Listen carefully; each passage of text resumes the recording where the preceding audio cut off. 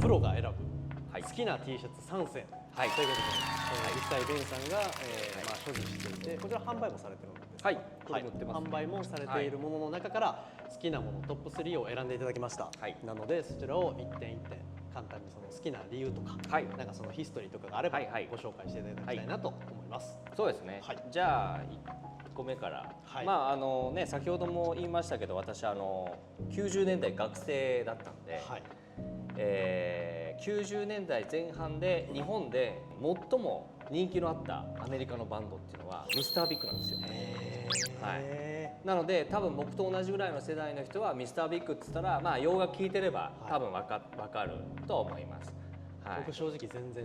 知らなかったですよね。多分若い人はね多分知らないと思いますね。はいはい、でなんでこの当時じゃあミスタービッグってそんな人気があったかっていうと、実はポール・ギルバートというギタリストが、まあ、このバンドにいるんですけど、はい、彼はまずものすごい、まあ、もう4大ギタリストと言われるぐらい、まあ、世界のね、4大ギタリストの1人と言われるぐらいやっぱギターがまずうまかったっていうのがあります。はい、であと日本にもすごく愛着があって、で奥さんが日本人だったかな、で日本語もちょっと喋るんですよ。はい、でそういうのもあってミスタービッグはよくね日本にも来てたし、はい、まあとても人気のあったバンドで、僕もね結構ライブも何回も行きましたね。僕5回ぐらい多分行ったと思うんですよ、ライブは。ポール・ギルバートメイン。ああ、なるほど。そうですね。もうメインがじゃあ、はいはい、ベンさんの中ではそうですね、ポール・ギルバート。はい。でこれはミスタービッグのLean Into Itっていうね、90年代前半ですね。はい、91年か2年ぐらいのアルバムなんですけど、これ、はい、アルバムジャケットすごいですよ、これ。はい、何のデザインですか。まあこれは建物にね、まあ lean into it なので、はい、まあ寄り添うっていう意味なんですけど、はい、電車がね寄り添えてるんですかね、これは。そう建物にこう寄り添ってしまってるっていうすごいジャケット、機関車ですね。機関車がこう寄り添ってるアートなんですけど、写真なのかな、これ写真でこう作ってるんだと思うんですけどね。でバックプリント、そうですね。でこれバックプリがこれユーロのまあ結構ね当時94年のツアーですね。はい、4月5月の限定のツアーのブートレグという形でユーロブートですね。はい、だからヨーロッパで実際ツアーをやった時に、これはまあファンなのかその業者さんなのかちょっとわかんないんですけど、そういう方々が作っている T シャツですね。そういうのとね、オフィシャルじゃなくてで黒 T でこのね大きいやっぱりでかいプリント、さっきちょっと出ましたけど3色刷りですからね。あ、なるほど、これがいわゆる、そうですね、いわゆるその赤黒白っていうね、この3色の配色でまあ両面こう作られてるっていうところもあるので、これがやっぱりまあ皆さん着やすいしね、デザイン的にもすごくいいし、これはでも初めて見ました。はい、すごくある T シャツなので、まあ今すごくおすすめですね。それだとね。2枚目に移ります。はい、まあ再結成というか、活動しますということで、まあ話題になったオアシスですね。はい。で、まあオアシスはね、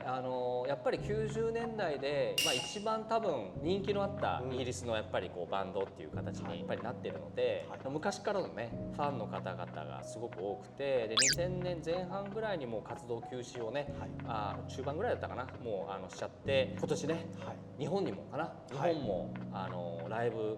やっぱり来ると思うので行きます。はい、素晴らしいチケットね取れました。なかなか取れなかった人がやっぱり多かったと思うんですけど、まあオアシスやっぱり来るっていうのもあって、でこれもねこれユーロのブートで、いやこれね、まあさっきのねミスタービッグと一緒で3色刷りのね、まあ本当黒白赤っていうねちょっとこうインパクトがある、これねやっぱりこうメンバーがしっかりバッチリこう入ってる、こうブートってね、これもブートさながらですよね。もうさながらですね。そうですね。はい。で後ろにねこうでかくバーンとこういうのをねやっぱりぜひライブにね、こう着てきてもらうとね、絶対被らないです。絶対被らないです。絶対被らないです。これはやっぱりね皆さん多分オフィシャル系とかね。まあそうですね、オアシスだったら高いものでいうと例えばダイスとかね、シェイカーメーカーとか、ああいうものを着てる人が多分数名いると思うので、でもこれ着てる人いないですよね。絶対いないですね。絶対いないと思います。はい、なのでこういうのもね、ぜひ着ていってもらえるとね、いいかなと思ってこれはちょっと2番目としてピックアップしました。これもねかっこいい、めちゃくちゃかっこいいです。これもですね。ありがとうございます。ラストを飾る最後、はい、待ち構えてた。まあ最近ね僕やっぱりサウンドガーデンちょっと集めてるんですよ。まあ先ほどもね、やっぱりサウン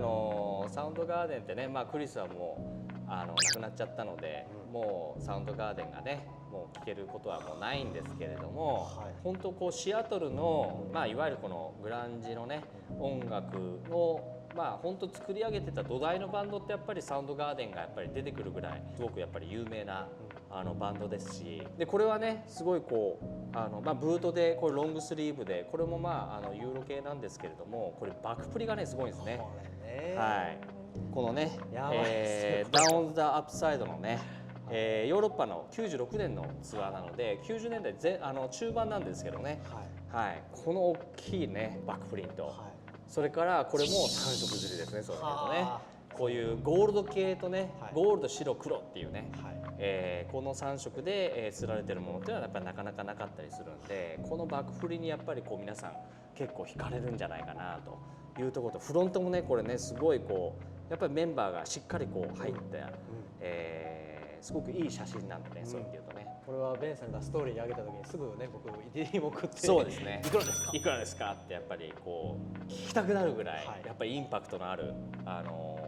やっぱり、ブートなので、これサウンドガーデンの中ではやっぱり結構トップにやっぱり入りますね。なるほど。そういうねブートの中ではすごくいい答えかなというふうには思うので、高いですよというご返そうですね。これはちょっとどうしても価格的にはどうしてもやっぱ高くなっちゃうものですけれども、これもやっぱりもうなかなか持ってる人いないですから、そういう意味で言うと、素晴らしいトップ3をご紹介いただきました。ありがとうございます。では次の質問です。ベンさんがタイに在住していて、嫌だと思うところはありますか？嫌だと思うことね来た当初はいろんなことあったんですけど、もう11年いるんで長いですよね。相当。そうですね。なのであんまりね気にならなくはなったんですけど、他の国最近ねちょっとフィリピン行ったりとか、ベトナム行ったりとか、マレーシアとかそういうとこ行ったりすると、やっぱり気が付くのは、この国はまずねちょっと汚いですね。だからね、道が汚かったりとかするんで、なのでもうちょっとねそういう整備の面、整備の面でね、道路のインフラがダメなんですよ、基本的に言うと。なので道もね結構デコボコしてたりとかするし、僕歩いたらめっちゃつまずきますね。そうですね、歩道がないんですよ。タイってやっぱ歩道をちゃんと整備してないので、歩くとこないね、歩道がないとこあるでしょ。そういう意味で言うとね。でも横すぐ車が通ってるからね、もうあとバイクもねボンボン来るし、そういう面っていうともうちょっとね道路整備というかインフラ整備っていうのをもうやってほしいなっていうのがまず1点目ですかね。もう1点目はこれはもうしょうがないんですけど、もう渋滞がひどすぎますね、やっぱね。東南アジアでも多分最悪だと思います。この前インドネシアの子たちも、いやバンコクは渋滞するとかってジャカルタにいる子が言ってましたから。ジャカルタにいる子が、じゃあもう多分僕の印象ではジャカルタも結構ひどかったんですけど、ここ数年で結構やっぱり改善もしたりとかして、でもタイは全然変わらないですね。いやひどい時は本当ひどいですね。本当にひどいですね。特に僕うちのねこの周りとかはもう止まったらずっと止まってますね。あと雨降ったら終わり。雨降ったらもう最悪です。今はまだ寒気ですからいいですけど、これがまた雨季にねなってくるともう大変ですね。ありがとうございました。はい。最後に、その総括といいますか、まとめ的なご質問にはなるんですけれども、今年2025年、1年間を通してこのヴィンテージ T シャツっていう業界今後人気であったりだとか、あとは価格のところ、ベンさん的にはどうなっていくとお考えですか？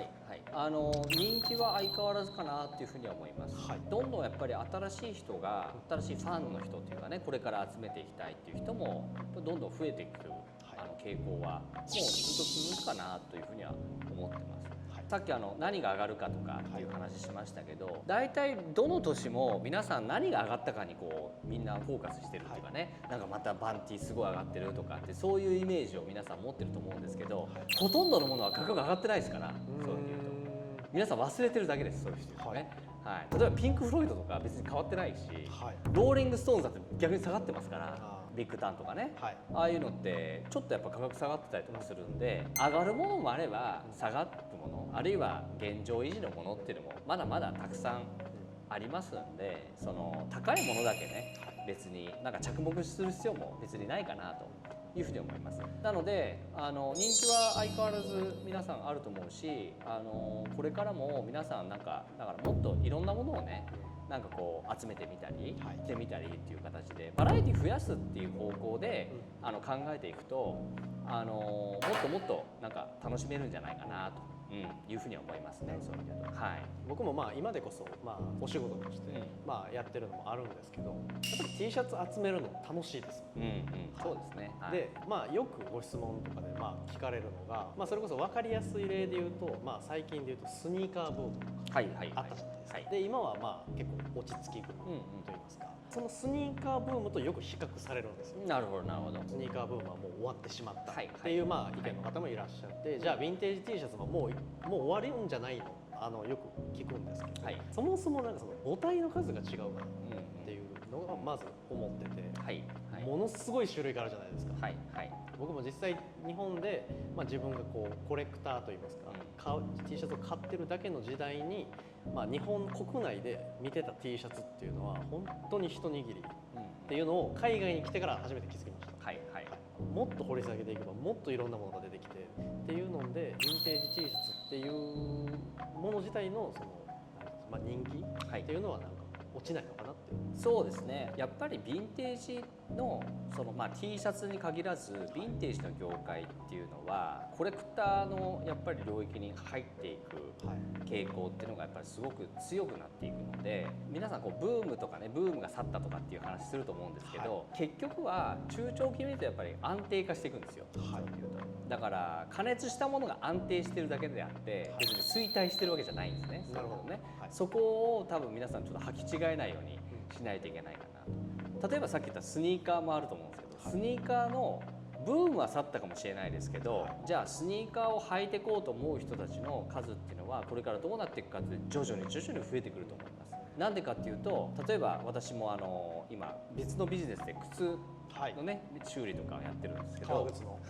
革靴の需要っていうのも絶対下がります。下がるんですか？下がります。なんでかっていうと、昔はやっぱり働く人っていうのは必ずもうオフィスに通勤をして、でそのためには皆さんスーツを着て、やっぱ革靴を履くっていうのがもうトレンドだったんですね。なんですけどこれからの時代っていうのは多様性がどんどんこう、まあ、認められる時代にやっぱりなってきてるので、そうするとスーツを着なくてもいい、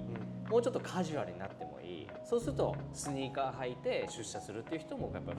当然ながら増えてくる、個性をこう出すっていうことが結構認められるようなやっぱり社会にどんどんこれは世界的になってくると思うんですね。でそうすると今までは、そういうある程度、まあ、制服じゃないですけどね、そういう意味で言うとね、そういうスーツとか結構そのフォーマルなものを皆さん強制的に着てたっていうところがあって、そうじゃない領域っていうのはどんどん増えてきますから、そうすると必然ながらもともとね高い需要があった革靴とかっていう、まあ、フォーマルなものっていうのはやっぱり徐々にこう下がってくるっていう形になってきますね。それは実際革靴のビジネスやってれば分かります。でもそうするとじゃあ皆さん何履くかっつったら当然ながらスニーカー履いてくるんで、まあそれはもしかしたら新しいスニーカーかもしれないし、ヴィンテージのスニーカーかもしれないですけど、総数で見たらやっぱりね徐々にやっぱこう増えていくっていう形には当然ながらなっていきますから、まあ一時的な加熱っていうのはなくなるかもしれないけど、やっぱり安定的にやっぱり成長していくっていうところはあるので、僕はヴィンテージ T シャツっていうのはもうその領域にやっぱり入ってくるだろうなっていうふうには思ってます。ヴィンテージ T シャツが死ぬことはない？そうですね。多分ないと思います。はい。ですね。それはだからいろんなカテゴリー見てもずっとやっぱりヴィンテージであるものっていうのはもう徐々にやっぱ価格って上がっていきますから、そういうと、数が少なくなれば少なくなるほど価格が上がってくるし、欲しい人が増えれば増えるほど価格が上がってくるんで、そういうとすごく分かりやすいご説明をいただきました。ありがとうございます。はい、ということで、本当にたくさんご質問をさせていただきました。本当にありがとうございます。ありがとうございます。以上、グランドマックイーンのベンさんでした。ありがとうございました。ありがとうございました。